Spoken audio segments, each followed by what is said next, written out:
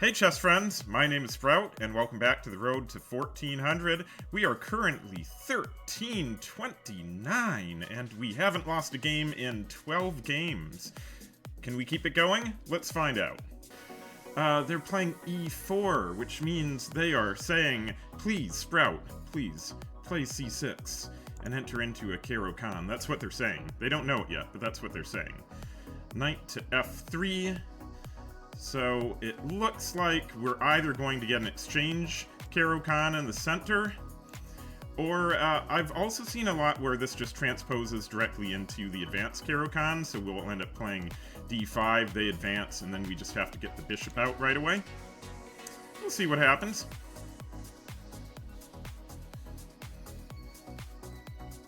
I'm sure for my opponent it came as no shock to see d5 after that, and we are doing the exchange, and that is just, what is the word for it?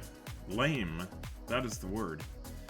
Because I feel like that's just a cop-out. That is the least, like, that's just saying, I don't want any of this. I'm not prepared to play against the Caro Kann. So in this situation, we have a couple things that we can do. We can develop the knight first to c6. Or we can develop the bishop to g4.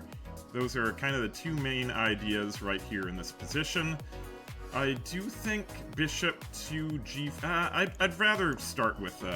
I was thinking I'd rather pin at first, but I think just thematic, applying pressure to the d4 pawn starting out. They go ahead and move their bishop there. As we've seen before, we are not going to provoke them, because they're just as likely to eventually capture on their own terms, and until they do decide to capture, this bishop really is not bothering us. So we're just going to go ahead and get our bishop developed, and then we'll close up this pawn chain. And they took, so this is one of these principles that my chess coach Marshall went over with me a week or two ago, of just, you know, we could have provoked with a6 and asked what they were doing, but they just took anyway, so it's just a wasted move. Queen out to d3. What? Queen to d3? Well, this isn't pinned anymore, so I think I'm going to have to take there, just because it's no longer pinned. Unless I have anything better. Do I have any tactics? Any tactics at all? I don't think I have anything just yet. No. And the thing is, a lot of times in this situation, when they on-pin or ask the bishop what they're going to do, usually just taking is the answer there. So let's just go ahead and take, and then close up our pawn chain. There we go. Surprising no one. So far this game doesn't really have any surprises yet. I imagine a castle right now for white looks really good. I would castle if I were them. Technically, they could go and play g5, in which case... No, they didn't play g5. Well, that's nice. That's nice. Good for them. Good for them not playing g5. I would like to get this around this way. But I think in this position with the queen already here, and the bishop being able to come in, if I end up going here first, I feel like then they can just pin me. But at the same time, if they want to do that, then I can just go over to put my queen on b6 and force some sort of concessions over on the queen side, also threatening that central pawn. So that doesn't look too bad, does it? Yeah, I think I can do it that way. I'm not saying... Let me just do one quick calculation again, make sure that that's okay. So they're going to pin. We go over here to threaten this pawn and to threaten this. What could they do? I mean, if they decide to take as an intermezzo, we'd be fine with that. We'll just recapture their bishop and then castle. I think that all looks fine. So yeah, we're going to play e7 to try to swing our knight around to f5. And on schedule, that's what they do, so we are just gonna get out of there right now and threaten, because, yeah, kind of went according to plan so far. The funny thing is, oh wow, the really funny thing is, if they captured, could I just take ahead of time? No, I can't. That's a silly move. But taking here is, oh, okay, that's how they're defending. That's their concession. Okay. But now I can just play here, can't I? Because then how are you defending that? I mean, I guess you could come around here. But I guess I could move here and then kick the bishop out. Which doesn't look too bad. I mean, your queen's over here now, threatening my backwards pawn, maybe? But I'm not really worried about it. Yeah, we're just gonna go here. Yeah, we can unpin ourselves. I mean, the queen is no longer here. There's no reason why the knight cannot move to f5. And now we are applying more pressure onto the d4 pawn. So how are they going to defend d4? I'd imagine they're going to have to defend it with the rook. Seems kind of sad. Oh, they're defending it with the bishop. Well, I'm not gonna lie, I am thinking about taking off that dark squared bishop, because then they've really got nothing to bother me on the dark squares if I do. And they might have to, I mean, if they retake with the queen, for instance, that's just dropping that pawn there. If they retake, however, it is a tough one.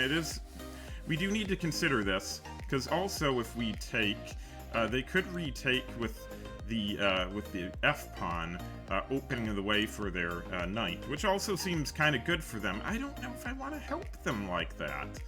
That doesn't seem good. Maybe we just play bishop to d6, threatening over here, and just call it a day. You know, bishop d6, maybe in some sort of slow universe, we could eventually wrap it. Well, okay. Or we could also play rook to b8 right now, just immediately double stacking here.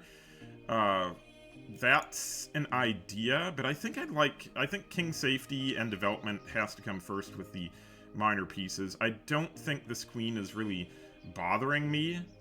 Like if they came over here wanting to do a queen trade, I could in theory, no, I can't snap that off if they do that. I was gonna say I could snap it off, but that just loses. I could snap there. I could also play, I could play bishop to b4 in this situation, which I still imagine in that situation would lead to sort of this sort of thing happening. And then, technically, if that happened, then I could take on d4. And let's see, after a retakes here, takes here. Problem is they can just, well, no, they can't really swing around and threaten me immediately in that line. I don't know if I'm getting the best of it in that line, but it does look interesting. Because also, in this line, if we go here, queen goes to b3, we take here on d4, there could be some sort of argument for, yeah, I just feel like that looks really good for us. Plus, again, it develops, it threatens, it does a lot. I feel like it's a good move. So, we're just gonna play it and see what they decide to do.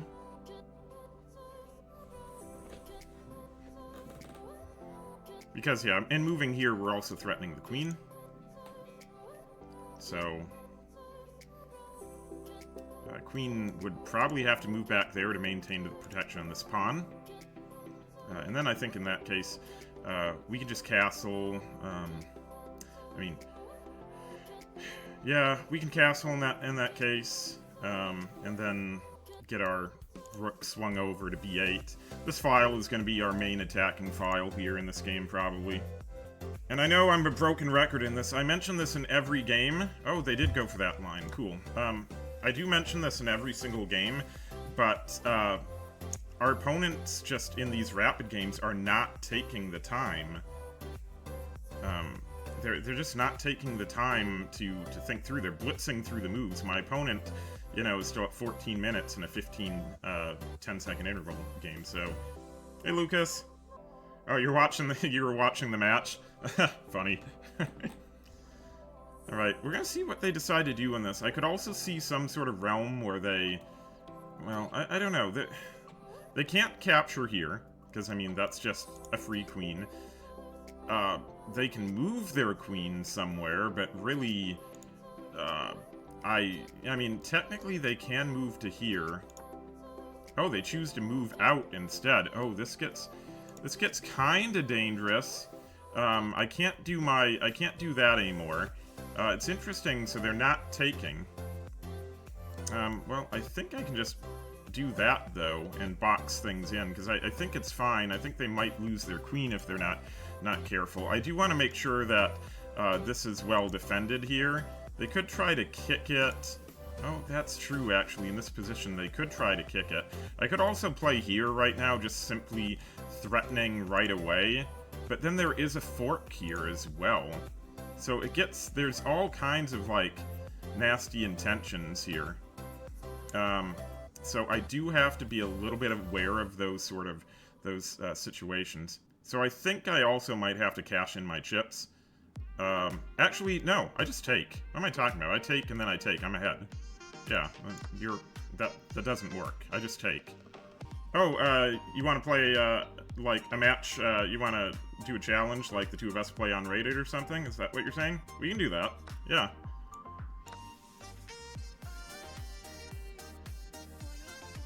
Okay, there we go.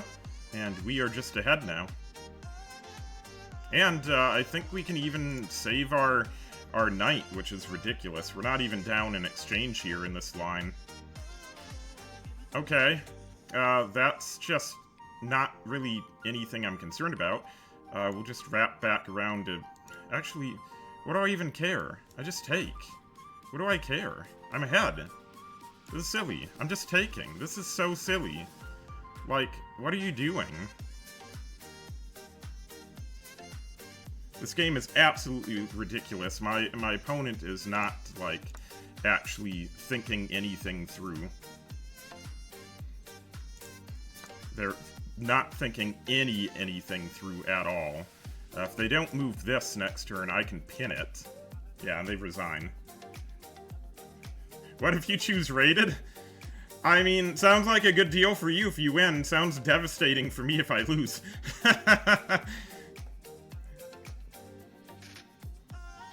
Yeah, I'd rather not. If you do, I won't be, like, mad at you if you choose rated. I just am like, oh no, if I lose, I'll be very mad at myself. Okay, so, it's saying we had a blunder that game, but, I feel like we found a really good tactic there. They just miscalculated the fact that I could take out their queen and then get their rook, and that's kind of what I was looking at earlier. I'm like, oh, they have to play this very carefully, so... Yeah, that just did not work in their favor. Let's see how we did, though. Fish, stockfish, how did we do? We're a fish today again. We are a fish. 88.3%. I need to get my my VTuber avatar creator to make a fish version of Sprout, I think. Just so I can swap into that when the need arises. So let's see here. Yeah, give me just a second, Lucas. I'm just gonna do the review and then say goodbye to YouTube, and then we can do a rated game here, or an unrated game. I think I'd prefer unrated, personally, but either way, like we can do a rapid game if you want, or a blitz game too. And I especially care way less about my blitz rating. So if you want to do a rated like 5-minute blitz game, that's fine too. So anyway, getting back to this. We did have a blunder. Let's just move forward. All this proceeded pretty much as a normal Caro Kann would. We got a little bit flashy. This was good. We were applying extra pressure to the d4 pawn, asking what they wanted to do. They moved their bishop back. It's the best move. We decided to move our bishop into b4. Got into a very serious situation here. Taking was the blunder, though. Taking was a blunder. Okay, hold on a moment. Let's switch over to the analysis board. so taking is a blunder because they can play bishop takes on d4. But I saw that, but I thought then we just did queen takes on d4. Oh, and then the fork. Oh. Wait, is that right? Is that... Yeah, then c3. Oh my god, I totally missed that. Oh, wow. Maybe we're not a fish. I mean, Fishy said we like, got pretty high accuracy, but this is... Oh my goodness, I did not see that at all.